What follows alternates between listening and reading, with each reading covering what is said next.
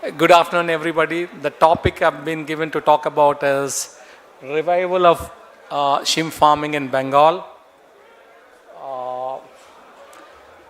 I have divided my talk into three parts. Basically, I'm going to talk about the world markets, the supply situation and the demand situation of the world, and then what's happening within India and what is happening in Bengal. If you look at Bengal is not doing all that well. For the last 3-4 years, you're only producing about 50,000 to 60,000 tons, not more than that. At one point of time, you almost went close to about 90,000 tons, 90,000, 1 lakh tons, somewhere in 2017, 2018. Afterwards, it dropped down and it is staying only at the level of 50,000, 60,000. It's not going beyond that. Actually, that figure is way too less for a state like Bengal. As I told in the morning, Bengal is blessed with resources. Bengal is blessed with resources. You have so much of brackish water area. 4,06,000 hectares of brackish water area. Out of that, you're only using about 40,000 hectares for the traditional farming, and about 2,500 to 3,000 hectares for the semi-intensive farming, And of late, the efficiencies have come down. The cost of production has gone up, whereas the selling price is not all that good. That is one of the reasons why it is going down in Bengal. It is not working out anymore. So we'll see how the markets are looking in the first place. The markets look to be good for the coming year, 2025. Even in 2024, end of the year, the prices have gone up. It's going to stay at that level, in all likelihood. So 2025 looks to be presenting a great opportunity for the industry. We'll see how it is presenting a great opportunity. We'll try to look at the market from the demand side and supply side.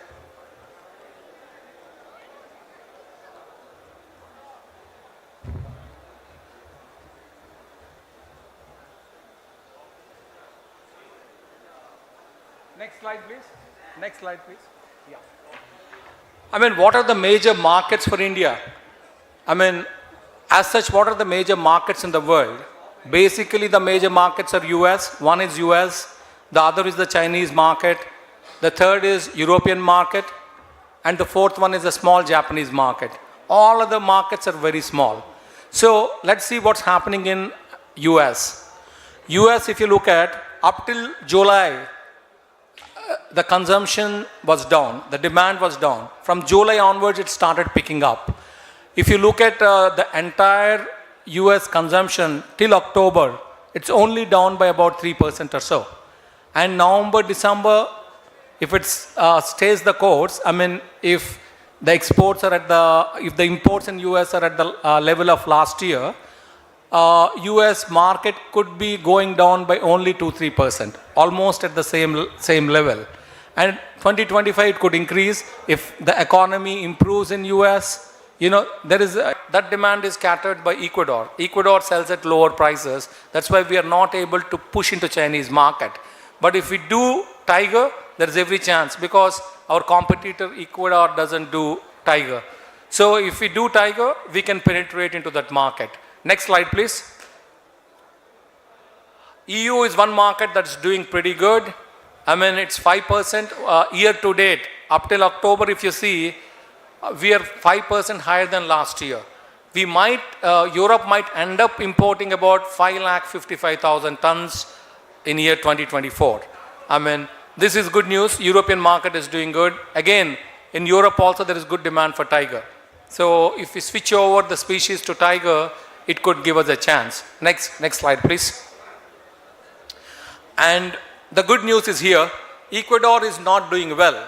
The production there is decelerating, means last 10 years if you see, every year the production was growing by 5%, 6%, 7%, 10%. This year it's going to go down by, the competitor is Ecuador, and that is not doing all that well. For the first time in the last 10 years, the production is going down. It's going to go down by at least 1 or 2%. By end of December, we will understand. First quarter they have done well, second quarter onwards it's going down.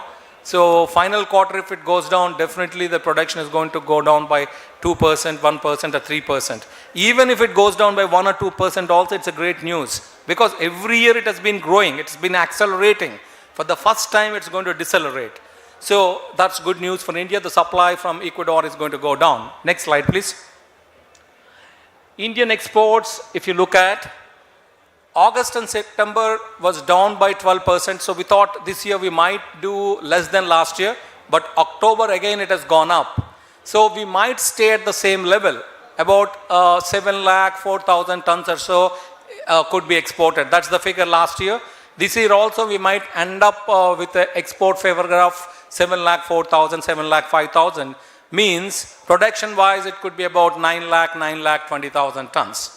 I mean, exports of 7,04,000 means if you translate that into production, it could be about 9 lakh tons, because most of our export is going as headless. Whatever we are exporting to US, it's all peeled, and whatever we are exporting to China also, it's headless shell on. So we can take a 27% higher.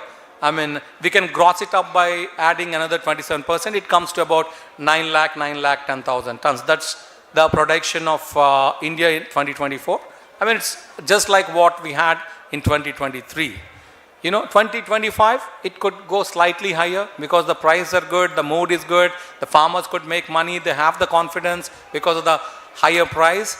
And in most of the states, they've gone for good rest also. I mean, they've left the ponds fallow. If you look at Bengal, Bengal has hardly done second crop. So the farms are all dried up and free of all pathogens. They could come up with a good crop and the prices are going to be good. So I think 2025 is going to be a good year, especially for a state like Bengal. And even for the other states like Odisha and Bengal, Gujarat, all these places where they don't do much of second crop, they could do well with the first crop and they could take the advantage of the good price, you know. So things are looking good that way. Next slide, please. I mean, India's exports. Next slide, please.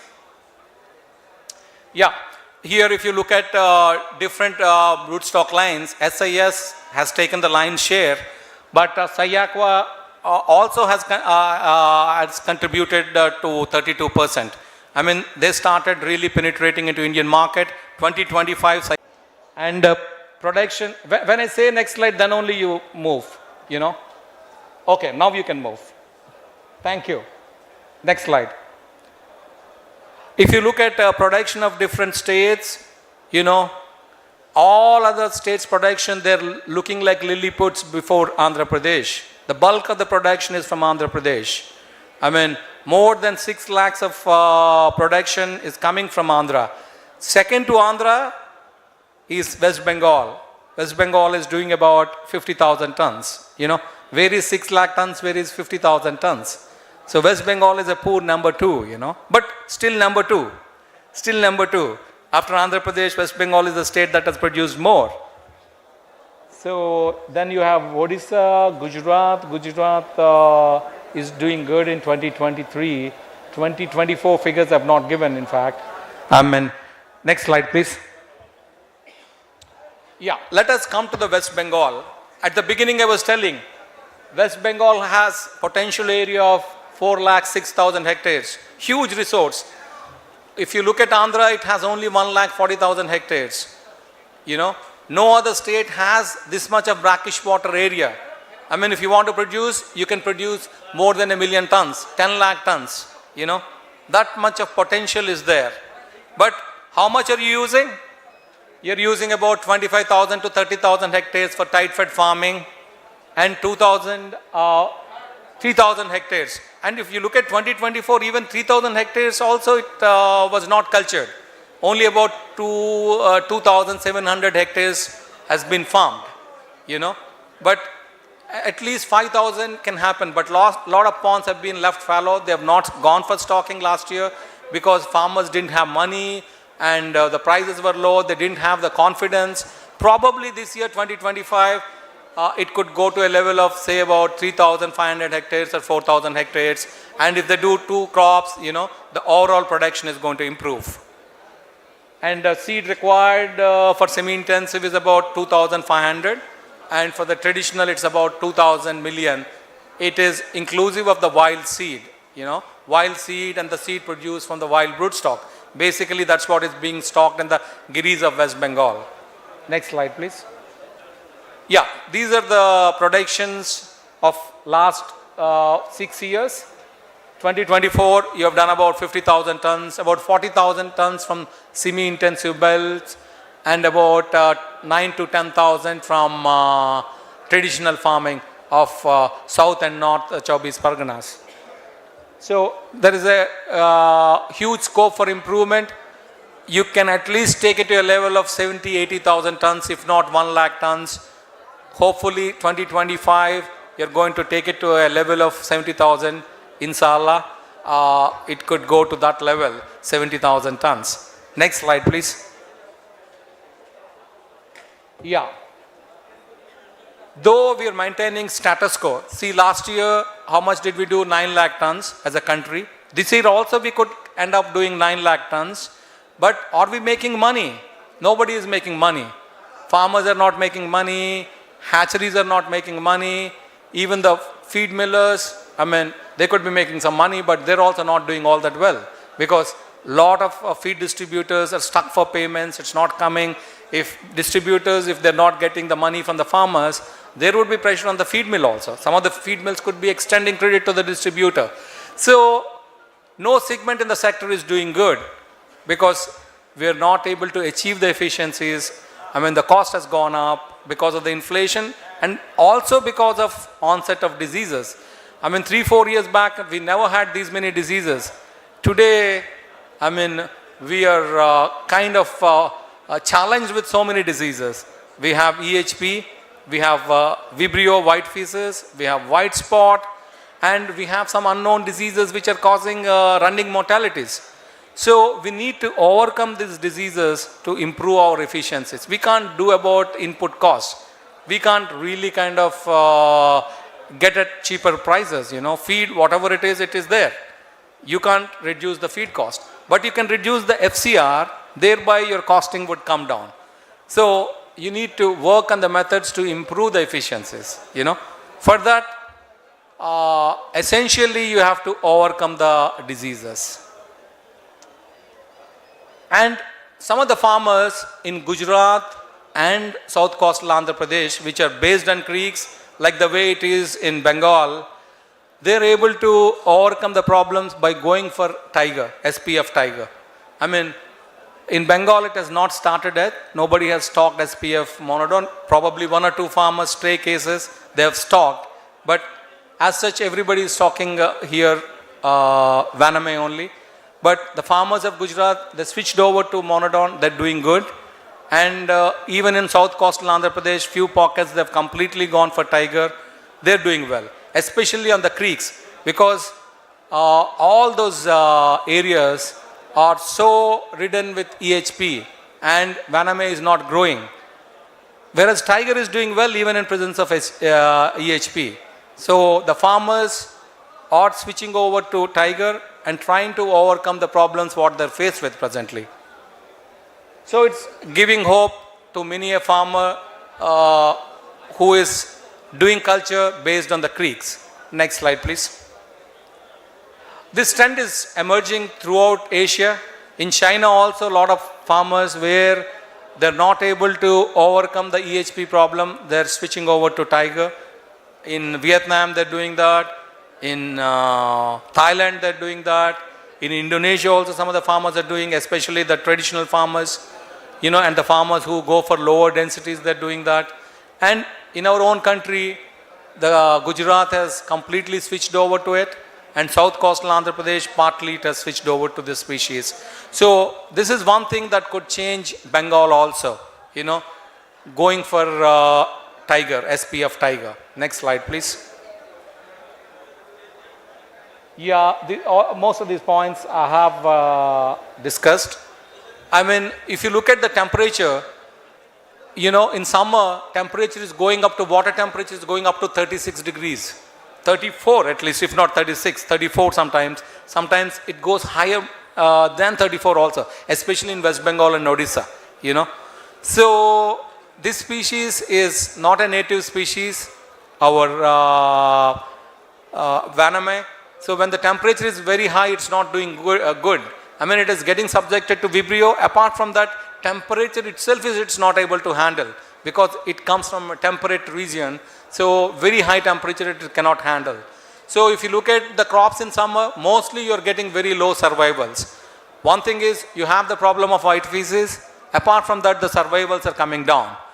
Whereas if you go for tiger, it can withstand the temperatures. It can withstand higher temperatures because it's our own species. It is indigenous species. So, if you want to overcome the temperature problem in summer and thereby the problems with Vibrio, I mean, you can switch over. This is one thing that could help you. And apart from that, crop rotation is also helping. If you're doing continuously one species monoculture, the pathogen loads are going to, go skyrocketing. They're going to be very, very high. If you change the crop, you can bring the pathogen load down. So, if you alternate crops between Vaname and tiger, there is a that. It's going to help your Vaname crop also. Because you're alternating the crop, your pathogen loads are going to be under control, your mineral imbalance is not going to be there. If you're going for tiger, you go for lower densities and target for bigger sizes, and your mineral profile is going to be intact. Then you do Vaname crop, you're going to do well. So definitely Bengal needs to consider this, switching over to tiger and going for alternate cropping, This crop rotation is bound to help you. I mean, before going for tiger, Gujarat was almost coming to a halt. I mean, they didn't have any hope. They thought they would stop culture. Then they switched over to tiger. They started doing well with tiger. Apart from that, they started doing well with Vaname also. I mean, they're alternating between Vaname and Monodon, few of the farmers. The farmers who are alternating the crops between these two species, they're the most successful in Gujarat. You have a lesson to learn from Gujarat.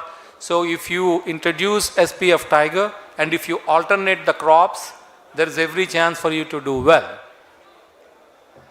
Next slide, please. And University of Arizona has conducted a study. They concurrently stocked Vaname and Monodon in EHP infected ponds, tanks. And they were doing belt feeding. Feeding is all standardized. Everything is standardized. And they have a reference point also where there is no EHP. And they saw the results. Next slide, please. Next slide, please. Oh, he has gone for a sleep, I think. Next slide, please. Oh.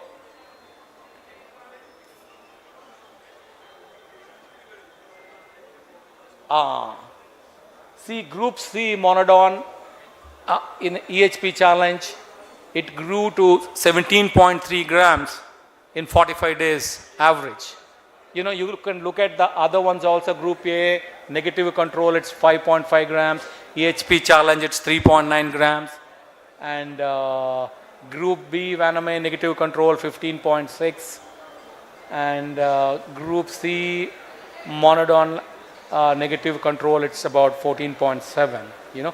For some reason, the growth in EHP challenge pond itself is the highest. So, definite lesson from that.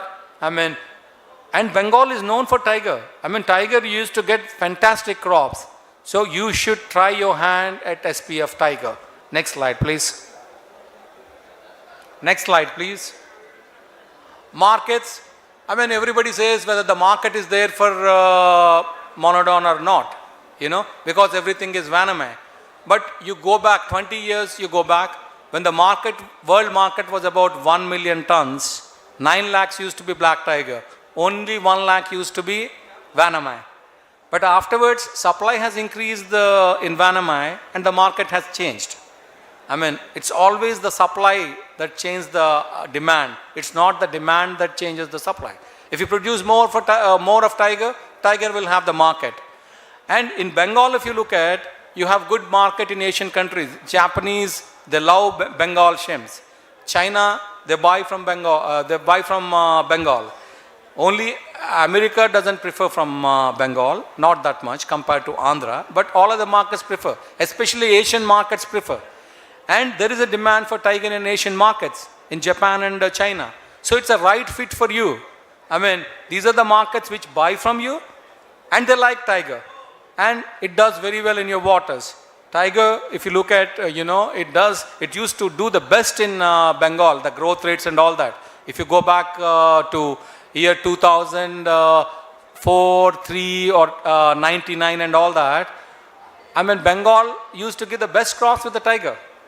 So I think it's a right fit for you. I mean, there is a market fit and it does well with your culture systems. You can go for low stocking densities. I think it's a right fit for Bengal. Next slide, please. And one more thing is, if you look at the other shrimp farming states, nowhere jhinga is consumed like the way it is consumed in West Bengal. Bagda, har aadmi janta hai idhar Bagda ko. I mean, it is there. Traditionally, you eat prawns, whereas other states like Andhra, to an extent, they eat, but not like Bengal. So you have a great potential here for domestic consumption in Bengal. Har aadmi khata hai idhar jhinga. I mean, and they can afford also. It's much lesser than mutton. Your mutton prices are something like 1,000 rupees, right? Whereas this can come at 500, 600, if it is smaller sizes, even 400, And the market knows the product. It's not that the market is not knowing it. Traditionally, you have been consuming prawns. And most of the markets are near to farming areas. So you can sell them fresh. And to the other hinterland, like, Darjeeling and other places, you can sell the frozen stuff. And here on the coast, Calcutta and other cities and all that, you can sell fresh. You can harvest on a piecemeal basis, find out what is the requirement of the market, accordingly you harvest and sell it. I mean, it should happen because you have great resources. You can expand your farming, you can produce more, so much of brackish water is there. And you have the potential for domestic market also. You need to tap it, Once your domestic market is established, say to a tune of 20, 30,000 tons, then your export prices also are going to go up. It's going to give you more stability. I mean, shrimp prices are going to go up and farmer is going to make money. Then all the feed distributors are going to make money. Even the packers, processors are going to make money. They can also sell frozen stuff to the hinterland of Bengal. So I think you need to work on the domestic market, Bengal industry. Then nobody could stop you, you can keep expanding. Next slide, please. I stop here by concluding Bengal farmers have to come up with changes and up their ante to produce more and use the resources optimally. Thank you very much. I thank Katua for giving me an opportunity. Thank you. Feel free to ask questions if you have. I would be more than glad to answer.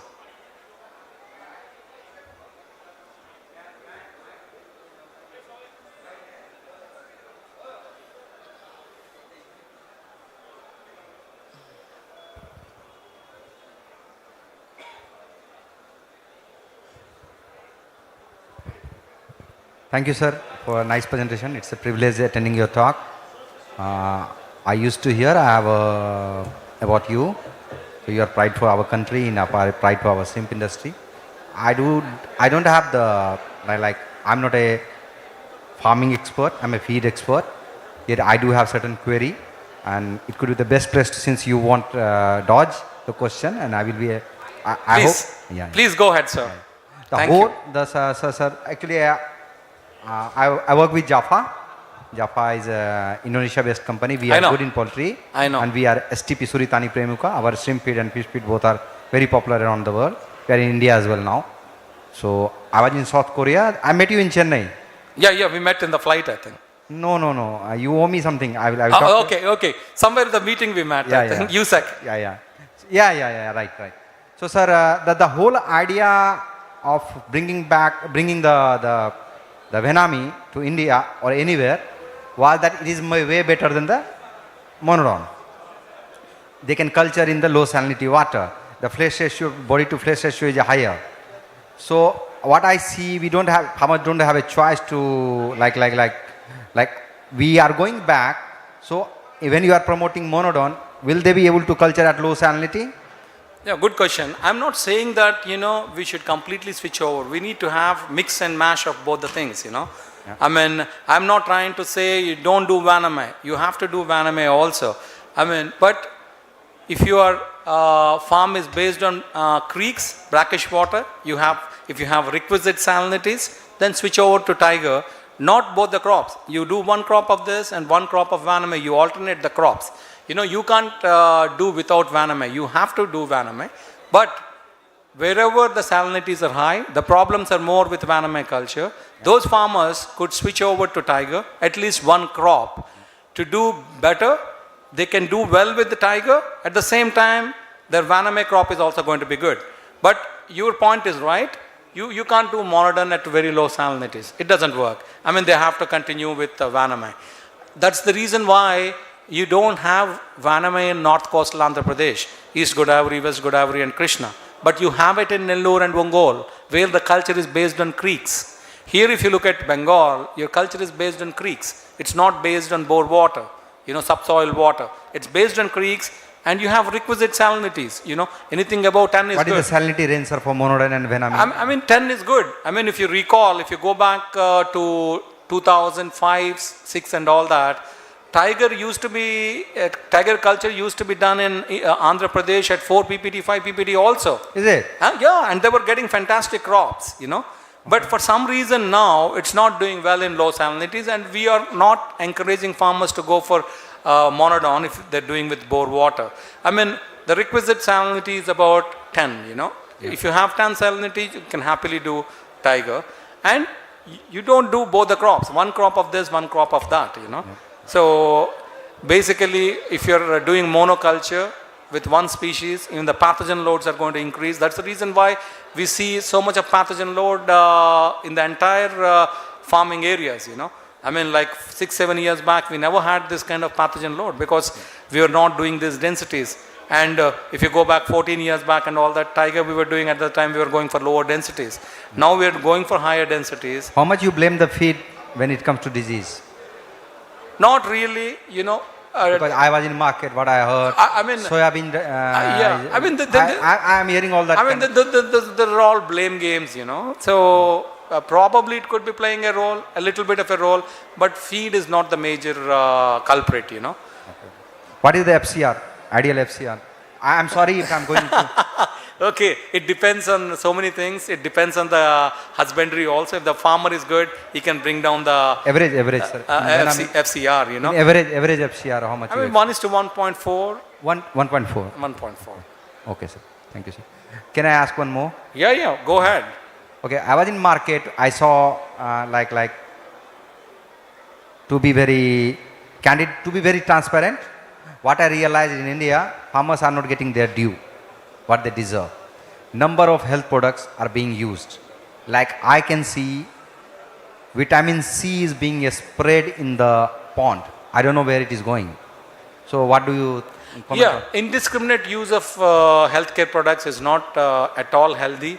Definitely India is one of the countries where healthcare products are indiscriminately used. Farmer has to become more wise. He has to use healthcare products in a discriminate manner. Otherwise, he is going to spend a lot of money on healthcare products. I mean, I'm not saying that healthcare products don't work. They do work, but you need to be discriminate, Wisely. Wise and discriminate while using. Are they being misled? They're kind of misled, yeah. I mean, what happened was, when the shrimp prices were high, it spoiled everybody in the entire value chain, The profits were so high. Per kg, they were making 150 rupees, 200 rupees. So they were using everything. They're dumping everything, with the hope that it would increase their profits. But now the profits have been squeezed. If you are not wise and if you are not discriminate in terms of using the inputs, be it the healthcare products or feed, feeding also you got to be discriminate. I mean, you got to give it to the requisite level only. You can't dump feed just like that expecting better growth and all that. So now is the time, that farmer has to be more wise and use healthcare products in a wise manner and use feed effectively and come up with some profit. Otherwise, it's going to lose money. Okay, I'm coming to my last question, last Yes. query, not question. Yeah, What please, I see in foreign, please ask in a question only. Yeah, sorry. So what I see in foreign, like what I see in other country, we use feeding frequency at least 5 to 6 times. But India, hardly you go up to 3 to 4 times. You know the same ration, same amount of feed when you broadcast 5 times, 6 times, it is more effective. It is having better efficiency.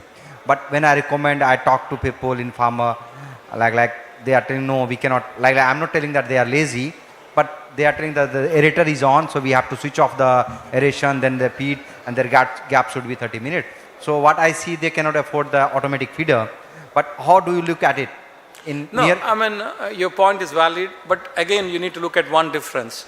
You look at other Southeast Asian countries or Far East, China, the stocking densities are way higher than India. Yeah. So they have to go for 5-6 feeds a day, there is no other go for them. Whereas our densities are way too less. Okay. So we can afford to have less number of Feeding feeds frequency. also. Yeah. But if you increase the number of feeds, it's always going to be good, provided you have manpower. Yeah. Otherwise, you switch over to automatic feeder. Yeah. That's the best solution. But they cannot afford, that's very expensive, I think. Not expensive. There are feeds which are automatic feeders which are available at a reasonable price also. Okay. The mindset has to change. I mean, it's basically the mindset issue, So definitely you're going to save on FCR and you're going to keep your pond bottoms clean so that your crop is going to be good and you can prolong the crop also. You're ending up problems around 90 days and all that. If you're going by auto feeder, you can take it up to 130, 140 days. And my next speaker is going to talk about auto feeders. He's an expert, Saji Chako. Is it? He's here. So you are going to hear more about auto feeders from him. Okay, great. Nice. Thank you. Thank you. Thank you, sir. Thank you, sir. Thank you. Any more questions?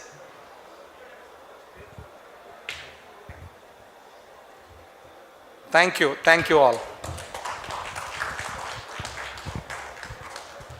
Thank you, sir, for your very valuable speech. I think whoever heard this and listened the speech of this our technical session, I think we all are enriched for this valuable speech. So next, our eminent speaker is Mr. Saji Chaku with the subject of shrimp farm management with special emphasis on feed management and feed conversion ratio. Please come on the stage, sir.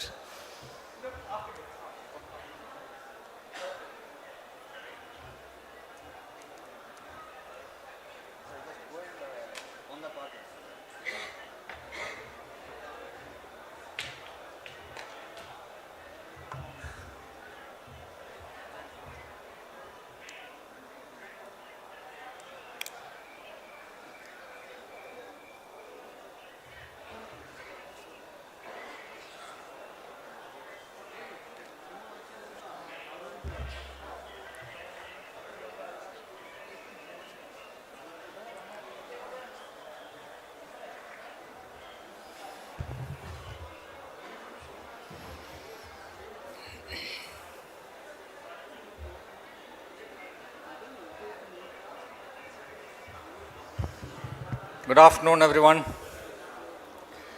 So Ravi has given a wonderful presentation about what is in store for you in 2025.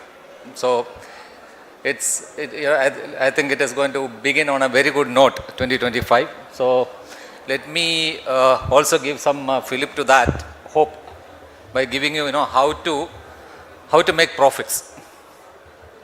So basically, this is the thing. I mean, crop planning. I'll be talking a little bit about the crop planning, pond preparation, water preparation.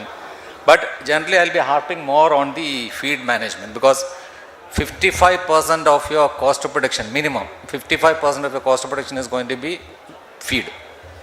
So the next slide, please. See, basically.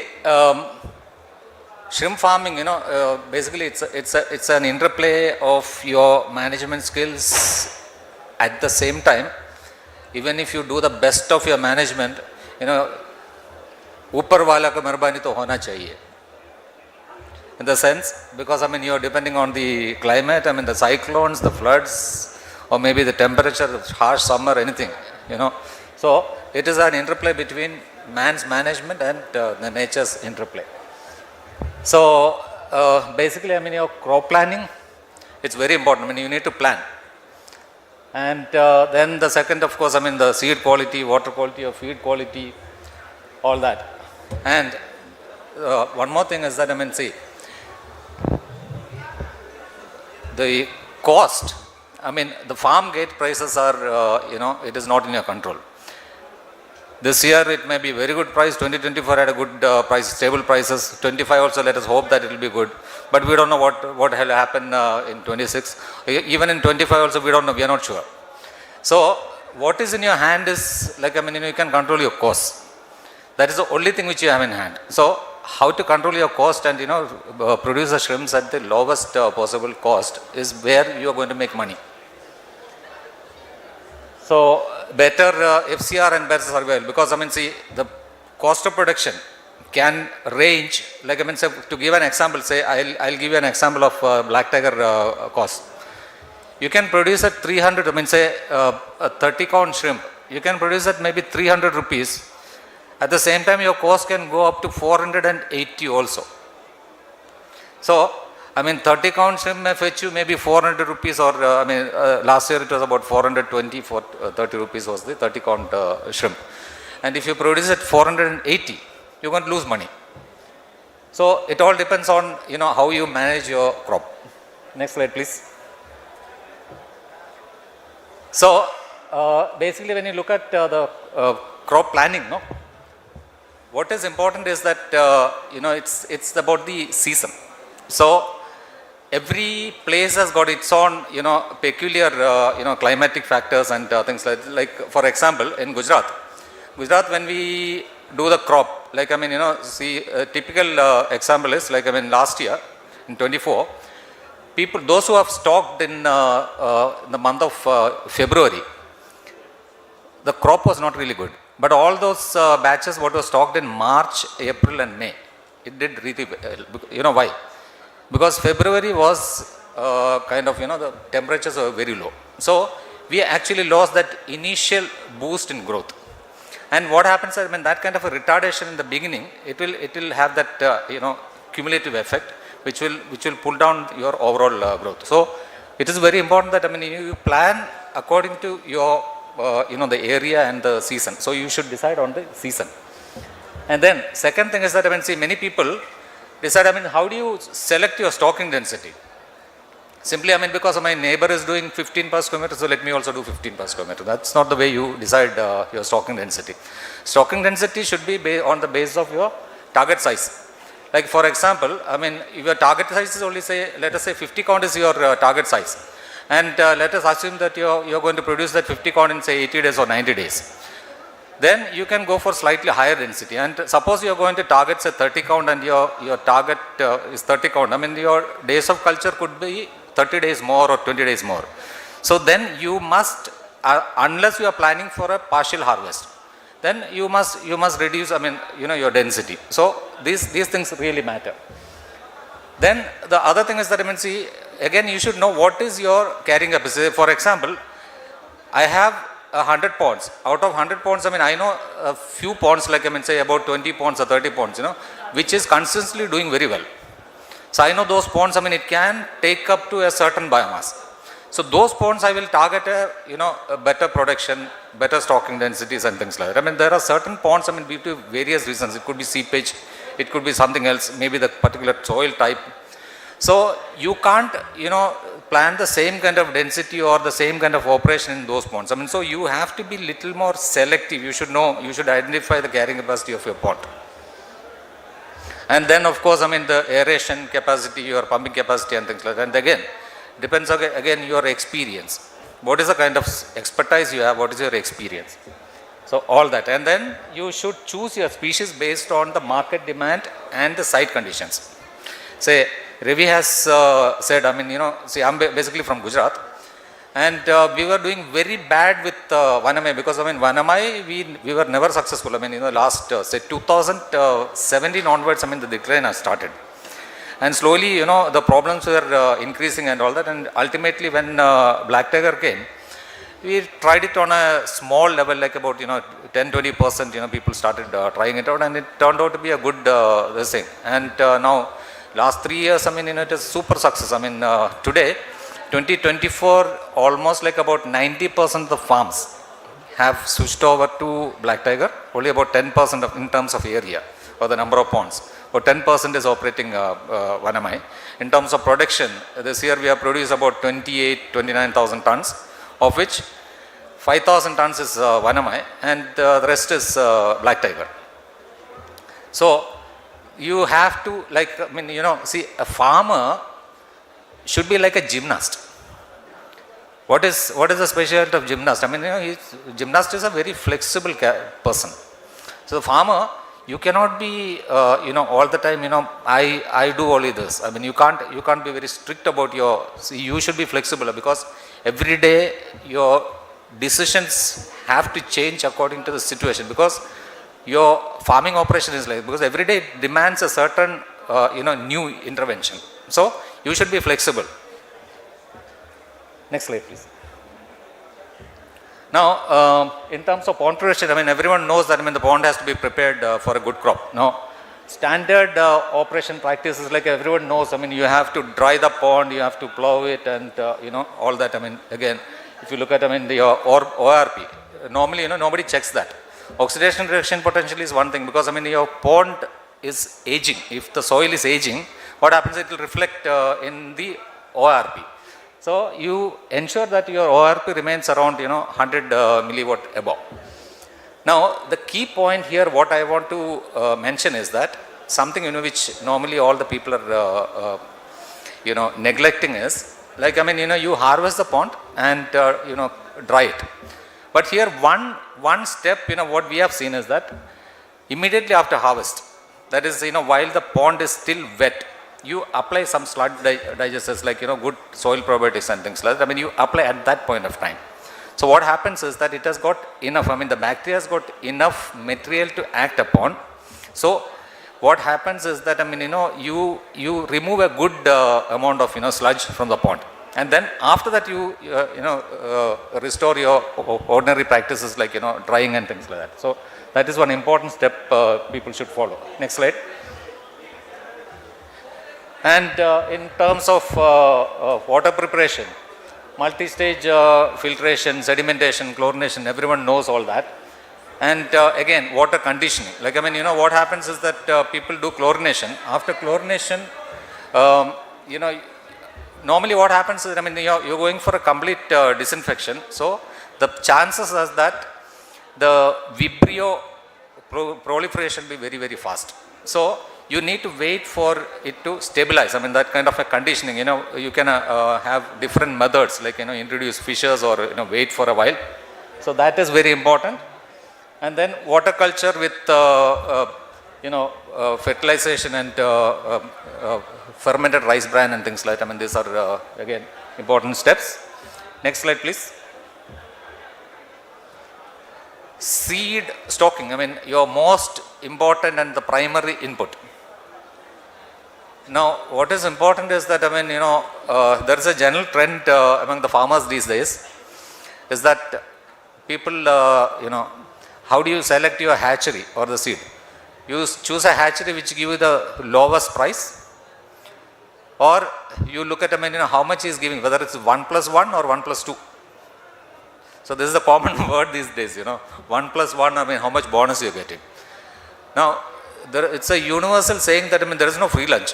If somebody has to give you 1+1, there is something there, something hidden there. So be very wise in choosing a hatchery.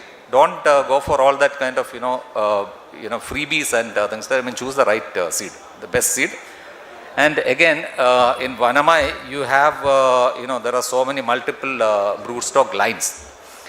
Now, in different areas, I mean, certain lines are doing well. I mean, so for example, some places Sayako is doing well, some places SAS could be doing well, and there are different types of this thing, the hardy strain, the growth lines and things like that. So you choose the best line possible. And of course, I mean, the seed quality evaluation, all that we need to do. So these are all basics. People know that. Next slide, please. Water quality management. So these are the lists like, oxygen, pH and things like that. I mean, so all these things we need to monitor to basically ensure that, I mean, your quality is under control. Next. Now, let me come to the most important topic of feed. Feed, as I said in the beginning, it contributes about more than half of your cost of production is feed. So, an impact of FCR, like I mean, say from 1.1 to 1.2, that is a 0.1. Say a feed is costing 100 rupees a kilo. A 0.1 increase means it is a 10% increase in your cost. So this is what I mean, we always should remember that, I mean, so we have to be very, very judicious in your feed management. So that is where, I mean, you can control your cost. So that means it is more than half of your cost, 50% or 60% of your cost where you save. I mean, that has got a very, very large impact on the profitability. And you have to definitely go for the best seed. And one more thing is that, I mean, see, storage. This is another area which many farmers ignore. I mean, you simply store it somewhere. It will be infested by rats. It will be all that. I mean, so you have to ensure that, I mean, it is stored properly, because I mean, see, 100 rupee feed, if you lose 100 grams, you lose 10%. So it's like, I mean, what we have done is that, I mean, I had rat infestation in my feed store. What I have done is that, I mean, I got some 3-4 cats. So we are बिल्ली को पालता है. बिल्ली को पाल के तो हमारे तो क्या है ना, उसमें तो अभी मेरा फीड गोडाउन में तो अभी तो rats नहीं आता है, तो फीड तो अच्छा कंडीशन में रहता है. So like that, I mean, simply use your common sense. That's what I mean. And again, like, I mean, see, many a times what happens is that people don't even weigh. Like, say, suppose you need to give 7 kilos of feed at a particular ration. If you don't weigh it properly, like, I mean, sometimes, I mean, you don't have an accurate balance. I mean, you in the place of 7, you might give 8, but accumulate the effect over a period of, say, 100 days. So it's a big difference. So ensure that, I mean, it is weighed and dispensed accurately. Next slide, please. Now, we have this different kinds of feeding. One is the manual feeding, the other is automated feeding. Now, if you ask me which is good, both are good. I can't say that, I mean, manual feeding is bad, neither automatic feeding is bad. Both are good. Depends on how efficiently your manual feeding, if you feed it efficiently, the more number of times, if you are able to feed 4 times or 5 times, it is always good. So we have, the bun feeding is there. You can feed it from the boat, or you have the conventional auto feeders where it is based on timers. You have intelligent feeders where it is a programmable feeder. Then you have acoustic feeders where the consumption is monitored through the hydrophones. So that is again a very accurate method of feeding. And again, you have got, I mean, these days, I mean, there is a new method which has come. It's a moving auto feeders, especially for in the case of black tiger. Black tiger generally, black tiger has got the sedentary habit. I mean, it is a more of a territorial animal. So that is why, I mean, we broadcast the feed. So the conventional auto feeders cannot work for black tiger. So black tiger will need this kind of moving auto feeders. So it is possible to use auto feeders even for black tiger farming. Next slide, please. Now, feed schedule and monitoring. So these are the most important points. I mean, the first 30 days, I mean, you have to follow the feed chart. Feed chart, how you make it. It is like, I mean, every company gives you a kind of, a 30 days blind feed chart they give. But then depending on your area or your experience and the season, you have to, I mean, over a period of time, every farmer has to, modify it and, make your own kind of feeding, that 30 days feeding chart. Because that again, it's important, because what happens is that, the initial boost, that 30 days, if you feed it the right way, you're getting that initial starting growth that will reflect in the entire crop cycle. So that is very important. Never neglect that the first 30 days feeding. Then again, your check tray monitoring. Check tray monitoring is again, it is very important that, because based on your observation in the check tray, that is when you understand your consumption, and according to this, because then you know that, the feed is going in the right way, and also you get a general idea as to what is the kind of survival, because you need to test it. Like, say for example, when we do feeding, I will test it like, once we start getting the consumption in the tray, what we do is that, we say, I assume that, okay, this can consume around, 40 kgs based on the survivals what we estimated. We test it. Like, from 40, gradually I'll increase it up to a certain level. Like, maybe I'll push it all the way up till, 50 or 60. I'll try to see what is the maximum level it can go up to. And then, so we know the peak. And then after that, we reduce it and then see. So you get a kind of a range. So based on that range, then you know that, okay, this is my kind of, the range of feed. So when you see a kind of, demand, you can push it up to that maximum level.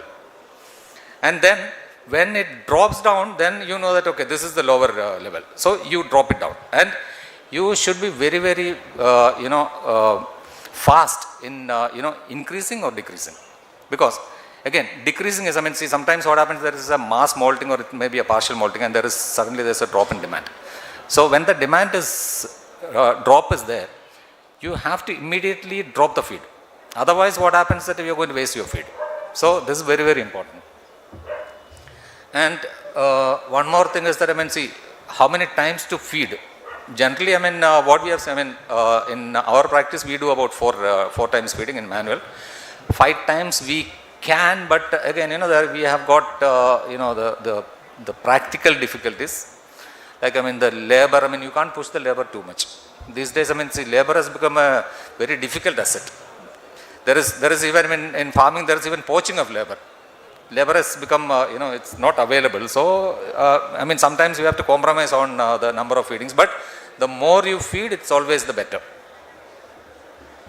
Next, one more important thing is that, see, we all do kind of, Saturday fasting or Monday fasting like that.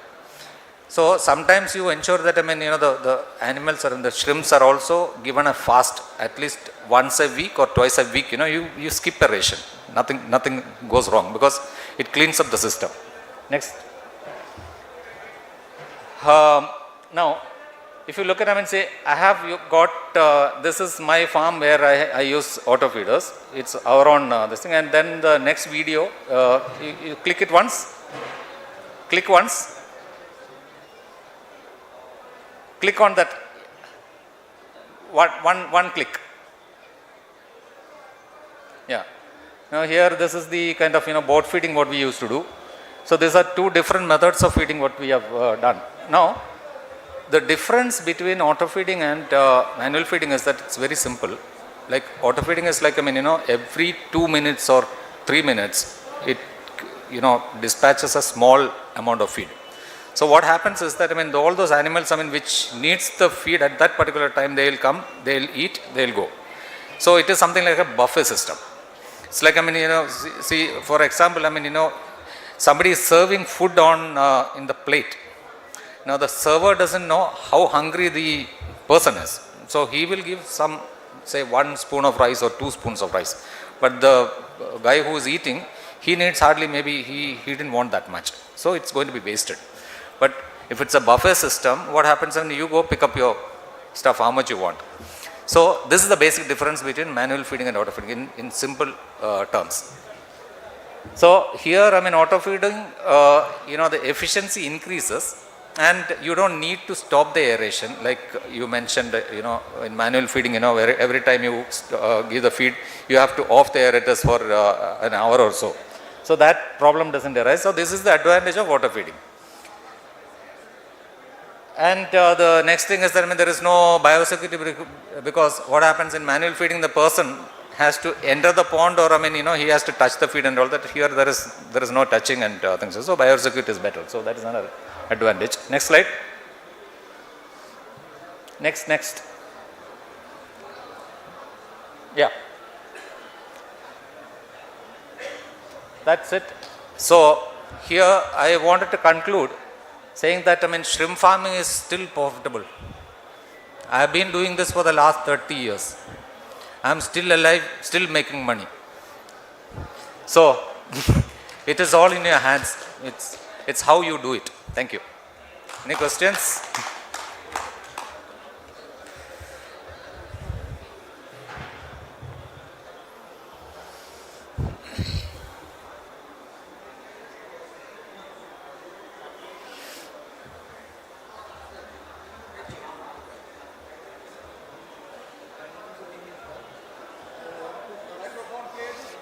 Microphone.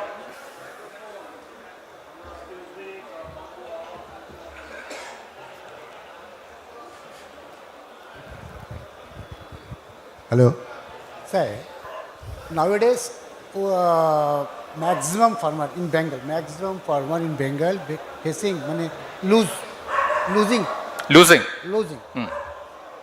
It may be the culture practice or in international market. Farmer are very surprised. What I will do? I go for farming further or not? They are very confusing in Bengal. But other place, I heard other place also like that. But basically Bengali farming are very going very travel, facing disease or marketing like that. You just before you tell, yeah, I am still alive. You telling just I am still alive, I am doing profit. But if you hard, you open your ear here, everybody is losing. True. Everybody, some part in Bengal, some part is there, they are getting profit. But 90% is losing. How we'll go further? I'll explain. See, Gujarat, if you look at, I told you, 2017 onwards, there is a decline in the profitability and, crop success rate. And then what happened is that, so we were all, we kept on trying, and if you look at, in Gujarat, feed dealers, as in 2021-22, the collection was something like, the pending collection was something about 700 crores. Bad debts, they could not collect. And then again, what happened is that, so the credit also stopped. Many farmers were getting a lot of credit and all that, so the credit facility also has reduced, it has literally stopped. So what happened is that, many people have, the farming area has come down, the densities have come down, many guys have gone out of the business. But still some people persisted. So what we did, we reduced the costs. We reduced the cost, like, we went for, with Vanamai, we were doing 60 per square meter, so we brought it down to 30, 25, 20. So multiple trials we did, and somewhere, we were able to, get that right balance. And then eventually what happened is that, we found that, when Black Tiger came, so it was a complete switch over to Black Tiger. So we did well. So that is one. Second thing is that, 2022, my own farm, I had a flood, my farm was submerged. Ready to harvest material I lost completely, almost about 150 tons of Black Tiger. So, 20 minutes in front of my eyes, about 2.5 crores worth, the material was worth more than 5 crores. Almost like my investment is, I mean, 2.5 crores is just like that gone. Again, we went back, I mean, 23 again I did the crop. Same black tiger we did, but along with some this thing also, vanamai. Little 10% vanamai, 90% black tiger. Both did well. Vanamai we did well because, I mean, see, the idea of stocking vanamai was that, vanamai has got a quick turnover. So, I can manage my cash flow. How? Because, see, when you do, I mean, see, I start my crop from, say, February, March, and then by May, June, your expenses increase, and, you need more, the funding and the cash becomes scarce. So, what we do is that, I mean, see, that time, the vanamai gets ready. So, I get my cash flow is, something is coming. So, we have to do that kind of, micromanagement, financial planning. These are all, I mean, that is how you survive. Sir, in Bengal, farmer is very low level farmer, no big person like Andhra. Andhra people who is rich, he is doing only the stream culture. Small in Bengali, but in Bengal, scenario is different. Small farmer can do it better actually. The small farmer is doing better. Actually, I know, but nowadays they have no any money. In Bengal, there are 2 cyclones there, some disease problem, no money, no value in the market, like that. They are losing. How many time they are losing? This is the big question now. In our case, I mean, I have seen many farmers, I mean, who lost money. What they have done is that, I mean, they leased out the farm. Somebody else started doing it. Yes.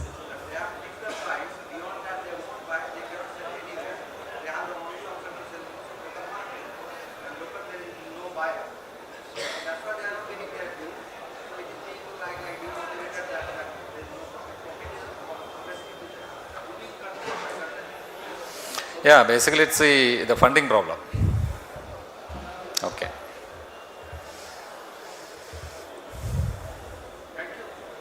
Thank you.